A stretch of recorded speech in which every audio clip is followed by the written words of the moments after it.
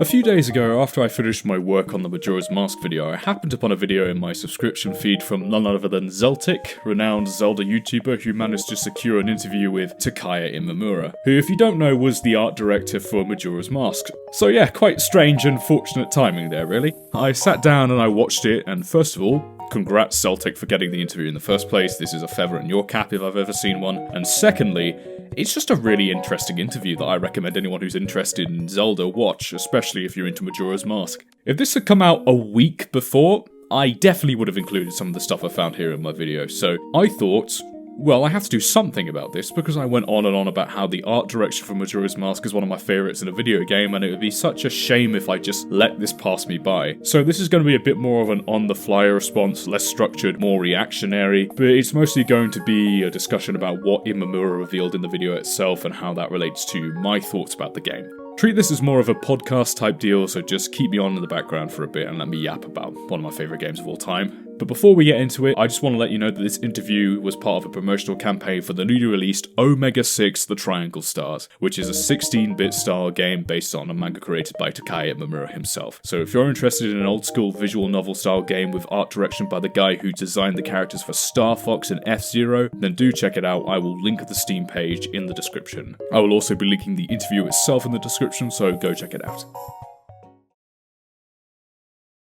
So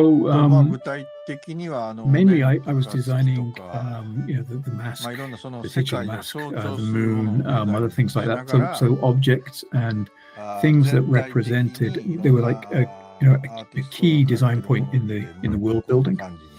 And while doing that, I'd also be overseeing the other artists on the team, looking at what they were producing and making sure it stayed within this world that we were trying to build.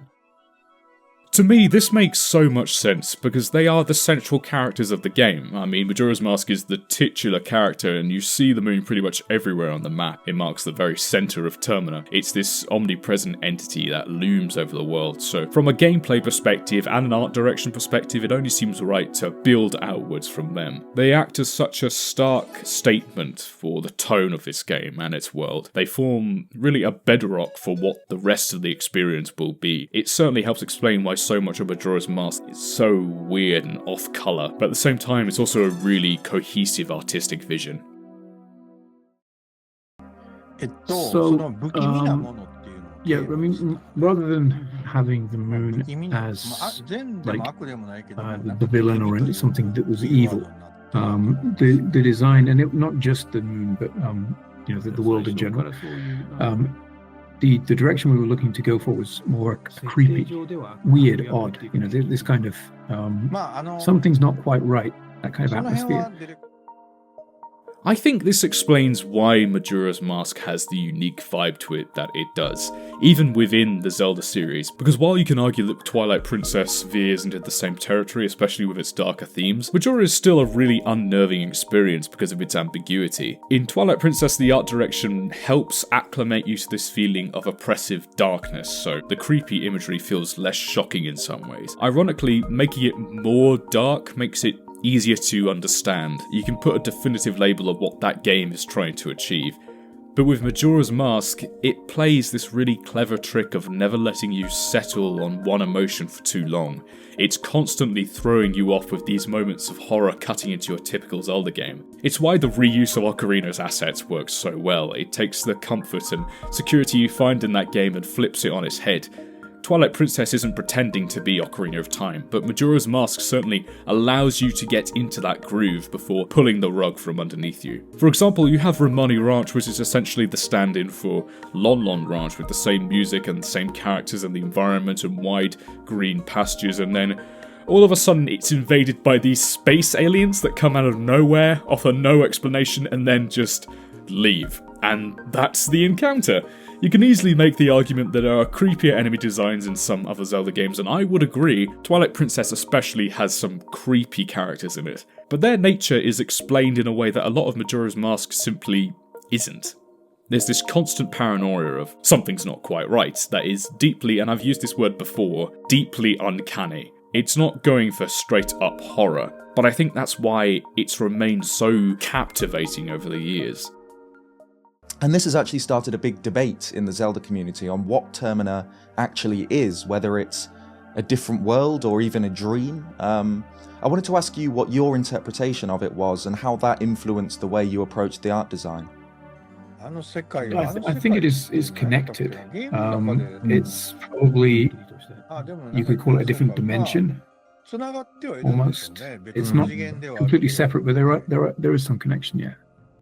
Yeah, the nature of Termina as a world, that's been a really contentious topic for a while, even though there is material out there that suggests that it is a physical place somewhere in the universe of Zelda. Now, Imamura doesn't really confirm exactly what it is and how it's connected to Termina, but the idea of it being a different dimension certainly tracks, I think. A lot of Japanese mythology, well, mythology all over the world, tells how different planes of existence can be physically travelled to, like the underworld, for example. That's a big one. There are stories of people travelling to a place where lost souls and monsters reside and returning again. And of course, throughout the series we travel to and from the dark world over and over again, so I'm fine with the explanation that it's a different dimension with a physical path between, especially with it being so far beneath the world. I love the visual of the corridors of flipping upside down as you walk through it. I've always thought that Termina's thematic significance is more interesting than its physical location. Like, to me, Link's journey in Termina could easily be a parallel to Alice in Wonderland or Dorothy in The Wizard of Oz, with all the different real-world characters having their bizarro counterparts and real-world logic being twisted and heightened in these unexpected ways. Those stories in particular are their own commentaries about the experience of childhood being confronted with a version of adulthood which is nonsensical and confusing and contradictory, and in a lot of ways it's scary. I pictured Majora's Mask as a story of Link trying to come to terms with the fact that he has lost his childhood innocence and his faith in the people and systems who are supposed to protect him. Like every authority figure in Majora's Mask is unable to fulfill their duty as a ruler or a hero or as a parent, as a captain, as a husband, as a protector, as a guardian. It's all these traditional roles that have been disrupted and have collapsed in the wake of imminent disaster, and it's Link's role in the story to assume them all and help bring back order into the world, which of course culminates in him assuming the ultimate form of adulthood, protecting the natural order in the fierce deity. And I like how that's mirrored in Skull Kid's story of someone who's caught in perpetual childhood one day just being abandoned, and how the inability to mend that wound and grow beyond it results in him being taken over by the embodiment of chaos and discord and contempt, which is Majora.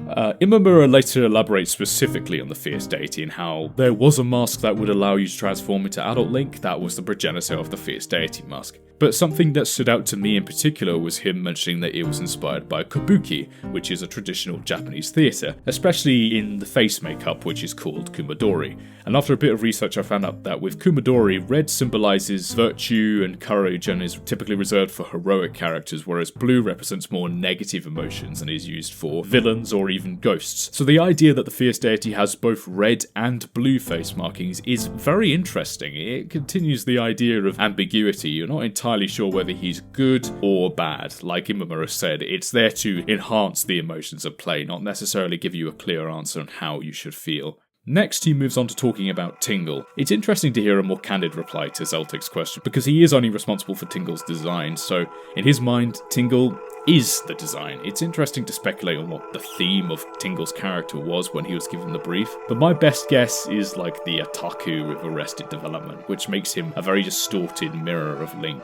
I'll be honest, I'm not the biggest fan of Tingle because he is so strange and just thinking about it makes me uncomfortable, but I did get a laugh about how Tingle's inspiration, one of Imamura's co-workers at Nintendo who he used to create this caricature, doesn't know that Tingle is based off his likeness, and probably never will. I really hope he doesn't find out anytime soon, because I know my self-confidence would not survive the knowledge that my likeness produced something like this. The final part of the interview where they talk about Majora's Mask is none other than the Elegy of Emptiness, which I did not include in my original video. He basically says that he wasn't responsible for the design of this thing, and that it was actually one of the other artists who he doesn't know the name of, funny enough, who came up with it themselves. So it's curious to hear that the artists for this game had a bit more autonomy in what they could design than you might expect, because I doubt you could get away with this in a modern Nintendo game. I just can't picture them ever including something this weird ever again. If you're wondering why I didn't paint this guy in my original video, well, I'm here to say I did.